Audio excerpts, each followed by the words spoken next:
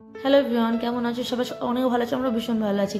আবার চলে এসেছি ছোট্ট একটা মিনি ব্লগ নিয়ে।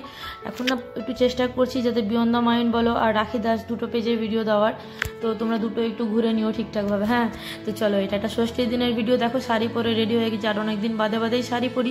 এদিকে মা একটা বাটি প্রিন্টের শাড়ি পরেছে, আর আমি অনেকদিন বাদে একটা তাঁতের শাড়ি নেওয়া ছিল, সেটাকে পরে যাই হোক রেডি সেডি হয়ে বাড়ি থেকে বেরোতে বেরোতে একদম 11টা বেজে গেছিলো। এদিকে মাসিরা ডালা টালা সব রেডি করে রেখেছিল, যেহেতু মাসি তো করতে পারবে না, মাসিরা যেহেতু দিদুনের মারা যাওয়া 1 বছর হয়নি। যাই হোক এবার ষষ্ঠীর দায়িত্বে আমি আর শুভ ছিলাম না, দাদা বৌদিরাই ছিল, দিদিরা। তো আমি গিয়ে দিচ্ছি ওদিকে দাদা বৌদি বৌদি দিদি, তারপর হচ্ছে বাবা, সবাই মিলে রান্নাবান্না করছে, অনেক কিছু মেনু হয়েছিল।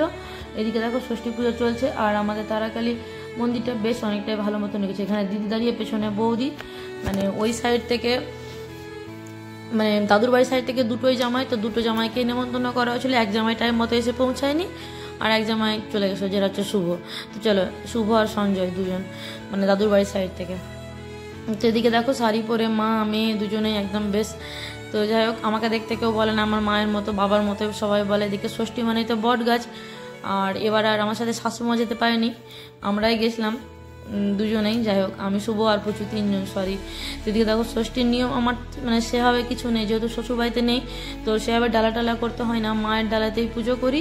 আর ষষ্ঠী মানে ছোটো থেকে দেখে আসছে একদম সুন্দর সুন্দর প্রিন্টের শাড়ির বাহার আর কি।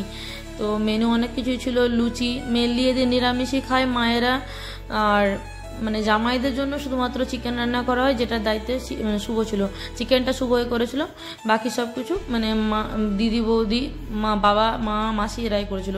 এদিকে শুভকে দিয়ে সব কিছু নিয়ম হচ্ছে জামাই ষষ্ঠীর। যাই হোক, এদিকে সবাই মিলে বসে পড়েছি, তো খাওয়া দাওয়ার আর ভিডিও করতে পারিনি, এইটুকুটাই।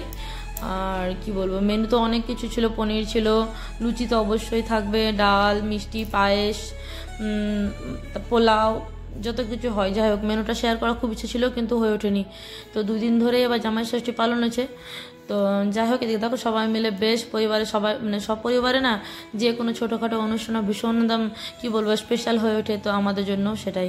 তো কেমন লাগলো ছোট্ট মিনি ব্লগটা অবশ্যই জানিও। সবাই ভালো থেকো, সুস্থ থেকো।